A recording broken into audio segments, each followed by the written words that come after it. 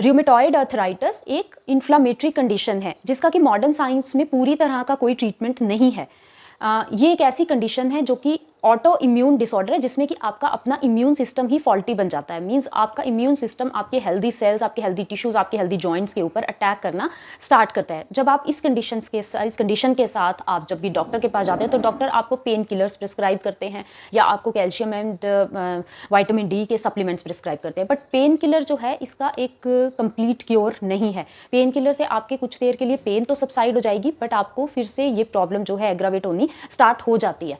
तो क्योंकि pain killers का एक साइड इफेक्ट भी रहता है कि आप लॉन्ग रन में पेन किलर्स को नहीं खा सकते क्योंकि आपके लिवर, आपके किडनी के लिए भी हार्मफुल हो सकती है। तो इसके लिए हमें कुछ प्रिवेंटिव मेजर्स हैं जो कि हमें अप्लाई करने होते हैं। कुछ टाइम के लिए हम पेन किलर्स खाते हैं बट हम देखते हैं कि फिर भी जो हमारी डिजीज़ है वो प्रोग्रेसिव ही है, उसमें कोई भी किसी भी तरह का चेंज नहीं आया। हम पेन किलर खाते हैं, जो प्रॉब्लम है, जो पेन है, थोड़ी देर के लिए सबसाइड होती है बट आफ्टर दैट ये आप जो डिजीज़ की जो प्रोग्रेशन है वो चलती रहती है। आज हम इसी के बारे में बात करेंगे कि र्यूमेटॉइड अर्थराइटिस क्यों होता है, इसके क्या सिम्टम आपको आपकी बॉडी में नजर आते हैं, प्लस इसके लिए क्या डाइट होनी चाहिए, कौन सी डाइट है, क्या इसमें हम अवॉइड कर सकते हैं, क्या इंक्लूड क्या एक्सक्लूड कर सकते हैं जिनको भी र्यूमेटॉइड अर्थराइटिस है।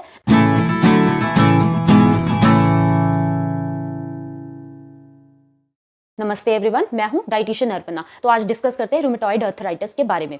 तो क्यों होता है र्यूमेटॉइड अर्थराइटिस? हमारे जो जॉइंट है उसके अंदर एक फ्लूइड प्रेजेंट होता है जिसका नाम है साइनोवियल फ्लूइड। जब ये फ्लूइड डिक्रीज होना स्टार्ट हो जाता है, कम होना स्टार्ट हो जाता है, तो हमारे जो दो जॉइंट्स हैं, जो कार्टिलेज होती है, उसमें से कट कट की एक आवाज़ सुनाई देने लग जाती है, जो कि उसी की वजह से जब ये साइनोवियल फ्लूइड जब कम होता है तो ये आवाज़ आनी स्टार्ट हो जाती है, तो हमें ये जो पेन्स हैं, इन्फ्लामेशन है, ये होनी शुरू हो जाती है।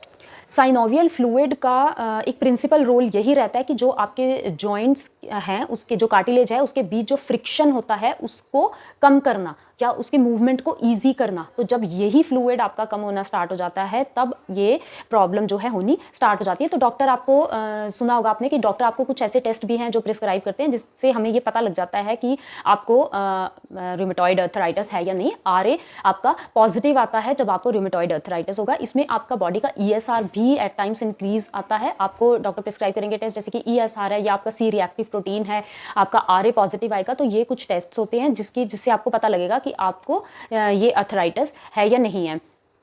सिम्टम्स में आपको नजर आएगा कि आपके स्मॉल जॉइंट्स में बहुत पेन हो रही है, रेडनेस हो रही है, आपको फटीग्ड लग रहा है, आपकी जो मूवमेंट है वो इजी नहीं है। तो कुछ ऐसे जनरल से सिम्टम्स हैं जो आपको नजर आएंगे र्यूमेटॉइड अर्थराइटिस में। बट आपको मॉर्निंग में जब आप सो के उठते हो तब आपको आपकी बॉडी में बहुत ज़्यादा, आपके जॉइंट्स में बहुत ज़्यादा स्टिफनेस नजर आएगी, जो कि और आपके जो जॉइंट्स है उसके ऊपर आपको रेडनेस नजर आएगी। ये एक बहुत ही कॉमन जो है साइन एंड सिम्टम आपको र्यूमेटॉइड अर्थराइटिस के पेशेंट्स में नजर आता है। तो इनके लिए हमें एक बार यूरिक एसिड भी करवाने की ज़रूरत होती है। एज सच जो एग्जैक्ट कॉज है र्यूमेटॉइड अर्थराइटिस का वो अभी तक स्टिल इट्स अननोन। बट अगर हम आयुर्वेदा की साइड से देखते हैं तो कुछ आयुर्वेदिक जो एक्सपर्ट्स हैं वो ये क्लेम करते हैं कि जो हमारा अनडाइजेस्टेड फूड होता है वो भी हमारे जॉइंट्स में जाके एक्यूमुलेट होता है, जिसकी वजह से जो हमारी ये जॉइंट पेन है, र्यूमेटॉइड अर्थराइटिस है, बॉडी की इन्फ्लामेशन है, वो इंक्रीज हो जाती है। बाकी कुछ जेनेटिक फैक्टर्स हैं, जीन्स हैं, हेरिडिटी है, इसका भी जो है एक मेजर रोल रहता है र्यूमेटॉइड अर्थराइटिस होने में। अब बात करते हैं डाइट के बारे में कि कौन सी डाइट है जो कि बेस्ट सूटेबल रहती है र्यूमेटॉइड अर्थराइटिस के पेशेंट्स के लिए। फर्स्ट ऑफ ऑल हम बात करेंगे कि कौन सी ऐसी चीज़ें हैं जो हमें अपनी डाइट से इंटायरली एलिमिनेट करने की ज़रूरत होती है। इसमें बेसिकली आपको एक एलिमिनेशन डाइट ही वर्क करती है, that is anti inflammatory diet, जो कि एलिमिनेशन डाइट है जिसमें हमें कुछ ऐसे फूड आइटम्स हैं जो कि बॉडी में इन्फ्लामेशन को क्रिएट करते हैं, उसको एक्सक्लूड करने की ज़रूरत होती है। तो फर्स्ट ऑफ ऑल नंबर 1 पे आता है सॉल्ट। तो जितना भी जो सोडियम है, अगर हम बहुत ज़्यादा अपनी डाइट में सोडियम को कंज्यूम करते हैं तो ये फ्लूइड रिटेंशन करता है बॉडी में, तो आपके बॉडी में वाटर को होल्ड करेगा और आपका यूरिन का जो आउटपुट है वो कम होगा, आपकी बॉडी में टॉक्सिन्स की अक्यूमुलेशन ज़्यादा होगी, तो इसकी वजह से इन्फ्लामेशन भी बॉडी में ज़्यादा होगी। तो सॉल्ट का इंटेक आपको कम करना है। सॉल्ट में आपको 2 से 3 ग्राम पर डे से ज़्यादा आपको सॉल्ट नहीं लेना है। बाकी जिन चीज़ों में सॉल्ट ज़्यादा होता है, जो प्रिजर्वेटिव वाली चीज़ें होती हैं या जिनमें जैसे पिकल है, पापड़, चटनी, ये सब चीज़ों को भी अवॉइड करने की ज़रूरत है। नेक्स्ट आता है शुगर्स। जितनी भी तरह की शुगर्स हैं, बेवरेजेस हैं जो शुगरी बेवरेजेस हैं उसको भी अवॉइड करने की ज़रूरत है, क्योंकि जितनी शुगर ज़्यादा लोगे उतनी ही बॉडी में इन्फ्लामेशन ज़्यादा होगी। आता है डेयरी प्रोडक्ट्स। डेयरी प्रोडक्ट्स भी एट टाइम्स लोगों को नहीं सूट करते हैं आर्थराइटिस के पेशेंट्स को, तो उनको डेयरी प्रोडक्ट्स को भी आप कंप्लीटली उसको लाइक अवॉइड ना करके उसको लिमिट कर सकते हो। डेयरी प्रोडक्ट्स में आप कर्ड को, जिनको कर्ड सूट नहीं करता वो कर्ड अवॉइड करें, अदरवाइज वो पनीर ले सकते हैं, बट मिल्क का इंटेक भी उनको लिमिटेड करने की ज़रूरत है। नेक्स्ट है अल्कोहल। अल्कोहल भी बॉडी में इन्फ्लेमेशन को क्रिएट करेगा, ऑक्सीडेटिव स्ट्रेस को इंक्रीज करेगा, तो अल्कोहल को कंप्लीटली एलिमिनेट करने की ज़रूरत है। नेक्स्ट पॉइंट आता है आपको जितना भी नॉन वेज है, even eggs, red meat and even eggs को भी आपको रूमेटॉइड आर्थराइटिस के पेशेंट्स को अवॉइड करने की ज़रूरत है। नेक्स्ट है जितने भी पैडी क्रॉप्स हैं और ग्लूटन कंटेनिंग ग्रेन्स हैं उसको आपको अवॉइड करना है। पैडी क्रॉप्स में आपके जो राइस है उसको अवॉइड करना है, चाहे वो ब्राउन राइस है चाहे वो वाइट राइस है, दोनों ही अवॉइड करने हैं। एंड ग्लूटन जो कि व्हीट प्रोडक्ट्स में है, राई है, इन सबको भी आपको अवॉइड करना है। नेक्स्ट आते हैं एंटी न्यूट्रिएंट्स। जिन चीज़ों में एंटी न्यूट्रिएंट्स हैं जैसे कि लेक्टिन्स हैं, ऑक्सलेट्स हैं, फाइटेट्स हैं, टेनिन्स हैं, कैफीन है, इन चीज़ों को भी आपको इंटायरली अवॉइड करना है, क्योंकि ये चीज़ें भी आपकी कैल्शियम के एब्जॉर्प्शन को कम करते हैं। इससे भी आपका जो इन्फ्लामेशन है बॉडी में उसके इंक्रीज होने के चांसेस ज़्यादा होते हैं। तो जितने भी एंटी न्यूट्रिएंट्स हैं, कैफिनेटेड ड्रिंक्स हैं, टी, टेनिन्स, इन सबको भी अपनी डाइट में से एलिमिनेट करने की ज़रूरत है। नेक्स्ट पॉइंट आता है ऑयल्स। जितने भी रिफाइंड ऑयल्स हैं ये आपने अपनी डाइट में नहीं लेने, because they are rich in omega 6 fatty acids, और ये बॉडी में जाके ऑक्सीडेटिव स्ट्रेस को इंक्रीज करते हैं, तो इसको आपको इंटायरली अवॉइड करना है। अब बात करते हैं कि हमने खाना क्या है, कौन सी डाइट है जो कि बेस्ट सूटेबल रहती है आर्थराइटिस के पेशेंट्स को, जिनको कि रूमेटॉइड आर्थराइटिस है, जिनका ESR बढ़ा हुआ है, जिनका C रिएक्टिव बढ़ा हुआ है, जिनका RA पॉजिटिव है। उनके लिए जो बेस्ट सूटेबल डाइट होगी वो होती है एंटी इन्फ्लामेटरी डाइट। और जो एलिमिनेशन जो डाइट मैंने जो आपको बताई है ये आपको डाइट से निकालने हैं, प्लस आपने जो चीज़ें जो डाइट में जो फूड स्टफ आपको इंक्लूड करना है उसमें से फर्स्ट ऑफ ऑल आपको फास्टिंग जो है that is best recommended. But कोई भी किसी भी तरह की फास्टिंग हो, but like intermittent fasting is good in this patients. But अगर आप इंटरमिटेंट फास्टिंग करते हो तो आपको अपनी डाइटिशियन की सुपरविजन में ही करनी चाहिए इंटरमिटेंट फास्टिंग, ताकि आपको वो की जो डाइटिशियन है आपको बेटर गाइड कर सके इंटरमिटेंट फास्टिंग के बारे में। तो आपको अपनी जो भी डाइट है अपनी डाइटिशियन की सुपरविजन में ही करनी है।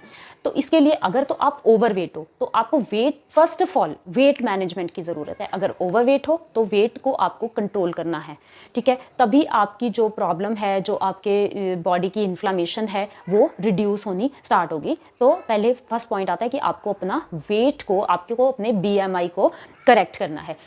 अब आते हैं वेजिटेबल्स के बारे में बात करते हैं कि कौन सी ऐसी वेजिटेबल्स है जो आपको इंक्लूड करनी है अपनी डाइट में। That is bitter vegetables. जितनी भी कड़वी वेजिटेबल्स हैं जैसे करेला है वो आप अपनी डाइट में इंक्लूड करो।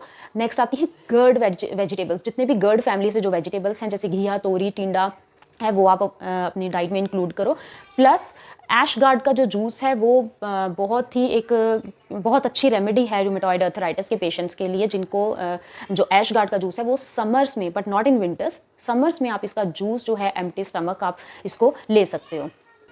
RA के पेशेंट्स के लिए प्लांट बेस्ड जो डाइट है वो सबसे बढ़िया रहती है। तो आपको अपनी एक तो प्लांट बेस्ड डाइट लेनी है, नॉन वेजिटेरियन डाइट को अवॉइड करना है, और जितना भी हो सके आपको अपने डाइजेस्टिव सिस्टम को रेस्ट देना है। बार बार से आपको कुछ भी नहीं खाना है। तो ये वाली जो वेजिटेबल्स मैंने आपको बताई हैं ये आप वेजिटेबल्स अपनी डाइट में इंक्लूड करो, जो बिटर वेजिटेबल्स हैं, प्लस जो वेजिटेबल गर्ड फैमिली से आती हैं वो आपने अपनी डाइट में इंक्लूड करनी है। अब बात करते हैं फ्रूट्स के बारे में। जो फ्रूट्स जिनमें भी विटामिन C कंटेंट जिन फ्रूट्स का हाई है वो फ्रूट्स आपने अपनी डाइट में इंक्लूड करने हैं, बिकॉज ये एक विटामिन C जो है वो एंटीऑक्सीडेंट होता है, जो कि ऑक्सीडेटिव डैमेज को, ऑक्सीडेटिव स्ट्रेस को आपकी बॉडी से कम करके इन्फ्लामेशन को रिड्यूस करेगा। तो विटामिन C जिन भी फ्रूट्स में, लाइक कीवी है या फिर आप एप्पल ले सकते हो और आंवला ले सकते हो। तो ये कुछ ऐसे फ्रूट्स हैं जो कि जैसे मौसमी है, ऑरेंज है, गुआवा है, ये आप अपनी डाइट में इंक्लूड करो। नेक्स्ट आता है ओमेगा 3 फैटी एसिड्स। ओमेगा 3 जो है ये एक एंटीऑक्सीडेंट है, इसको आप अपनी डाइट में इंक्लूड करो। तो 3 ऐसे फूड स्टफ्स हैं जो मैं आपको बता रही हूँ, चिया सीड्स,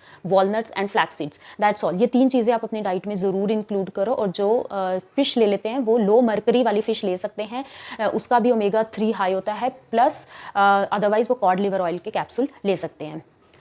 नेक्स्ट आता है एलोवेरा। एलोवेरा का आप जूस भी कंज्यूम कर सकते हो और एलोवेरा का जो जेल है उसको आप अपने जो जॉइंट है, जहाँ जो आपका पेनफुल जॉइंट है उसके ऊपर उसकी एप्लीकेशन भी कर सकते हो। कुछ ऐसे हर्ब्स हैं, स्पाइसेस हैं, वो भी अगर आप अपनी डाइट में इंक्लूड करोगे तो इन्फ्लेमेशन रिड्यूस होगी बॉडी में से, जैसे कि जिंजर पाउडर जो सौंठ होती है और हल्दी जो ऑर्गेनिक हल्दी है, टर्मरिक रूट है, वो भी आप अपनी डाइट में इंक्लूड कर सकते हो। वाइट तिल इंक्लूड कर सकते हो, सेसमी सीड्स, या फिर जो वाइट तिल जो तिल का तेल होता है आप वो भी अपनी डाइट में, अपने खाने में उसको ले सकते हो।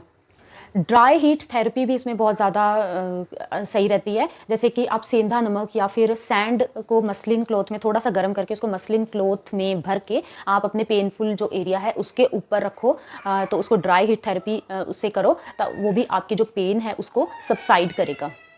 कुछ लो इम्पैक्ट एक्सरसाइजेज होती हैं जो कि इसमें बेनिफिशियल रहती हैं, जैसे कि योगा है, स्विमिंग है, या फिर आप साइकिलिंग कर सकते हो, जो कि आपके जॉइंट्स को थोड़ा सा स्ट्रेंथ प्रोवाइड करेगा। तो ये कुछ पॉइंट्स हैं, अगर आप इसको फॉलो करोगे तो रूमेटॉइड अर्थराइटिस के पेशेंट्स को ज़रूर हेल्प मिलेगी। Thank you so much.